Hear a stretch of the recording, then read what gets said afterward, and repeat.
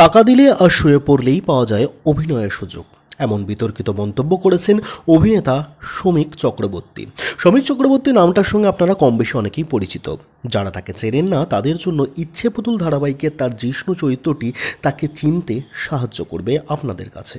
ইচ্ছে পুতুল ধারাবাহিকে পার্শ্ব চরিত্রে অভিনয় করলেও তার জিষ্ণু চরিত্রটিকে কিন্তু বেশ পছন্দ করেছিল দর্শকেরা। যদিও অভিনয় জগতে তিনি নতুন নন, বহু জনপ্রিয় সিরিয়ালে তিনি কাজ করেছেন এর আগে, যার মধ্যে ফেলনা, করুণাময়ী রানী রাসমণি, গোধূলি আলাপ এবং সন্ধ্যা তারার মতো ধারাবাহিক সিরিয়াল উল্লেখযোগ্য কিছু নাম। বেশ কিছুদিন আগে বিখ্যাত এক ইউটিউবারের পডকাস্টে হাজির হয়েছিলেন এই অভিনেতা। সেখানে তার বহুদিনের সঞ্চিত ইন্ডাস্ট্রির অভিজ্ঞতা তিনি জানিয়েছিলেন। তিনি কিন্তু বহু বিতর্কিত মন্তব্য করেছেন এই পডকাস্টে ইন্ডাস্ট্রি সম্পর্কে।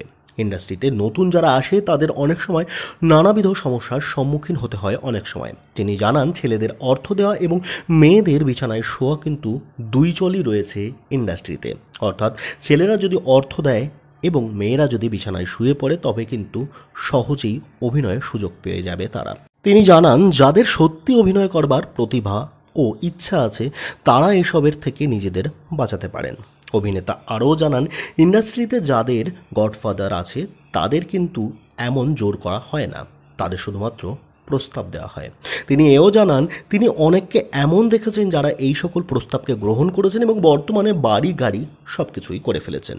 অতীতে তার কাছেও এক বড় সংস্থার কাছ থেকে এরকম অর্থাৎ অর্থের বিনিময়ে বড় সুযোগ করে দেওয়ার অফার এসেছিল।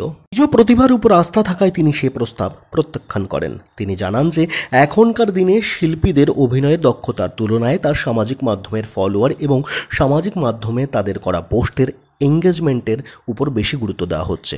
ভিডিওতে বলা প্রতিটি বক্তব্যের সত্যতা যাচাই করতে শমীক চক্রবর্তীর সঙ্গে বিখ্যাত ইউটিউবার ঋত্বিক অধিকারীর পডকাস্টটি দেখে নিন ইউটিউবে।